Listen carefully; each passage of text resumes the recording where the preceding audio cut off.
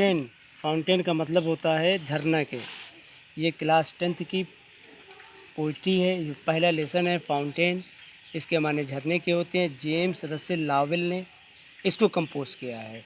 James Russell लावेल 1819 में पैदा हुए थे। 1891 में उनकी डेथ हो गई थी या वो मर गए थे।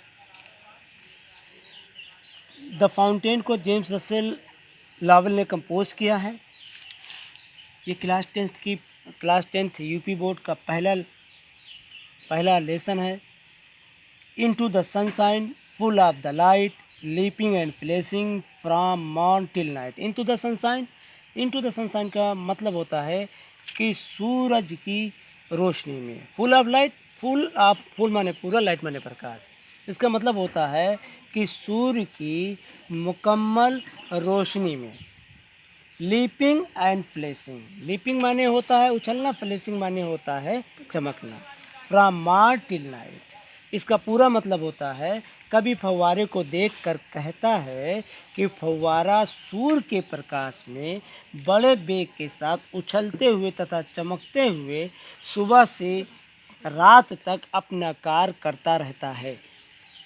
फिर से, into the sunshine full of light leaping and flashing from morn till night. इसका मतलब होता है प्यारे बच्चों, कभी फव्वारे को देखकर कहता है कि फव्वारा सूर्य के प्रकाश में बड़े वेग के साथ उछलते हुए तथा चमकते हुए सुबह से रात तक अपना कार्य करता रहता है।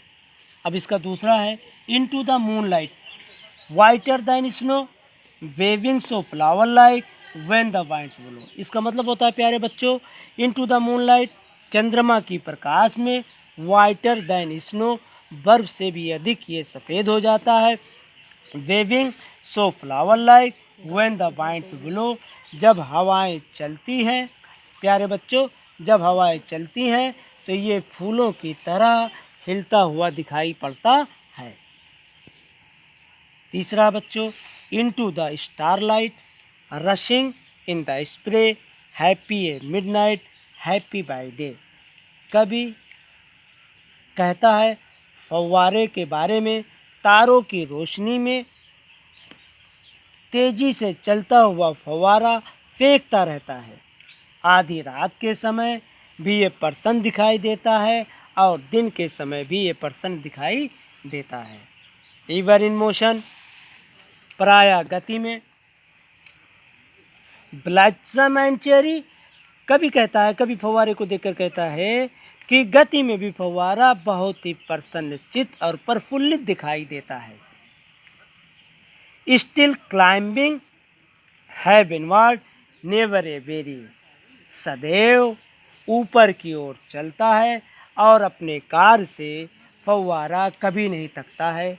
इसका मतलब होता है प्यारे बच्चों, सदैव फव्वारा अपना काम करता रहता है। तो ये 1 2 3 4 आपको हमने आज 4 स्टैंजा पढ़ाया है। इसकी तैयारी करना और बाकी आपको आगे कल 4 बताएंगे। ये आप पार्ट पहला है, कल आपको 4 और बताएंगे।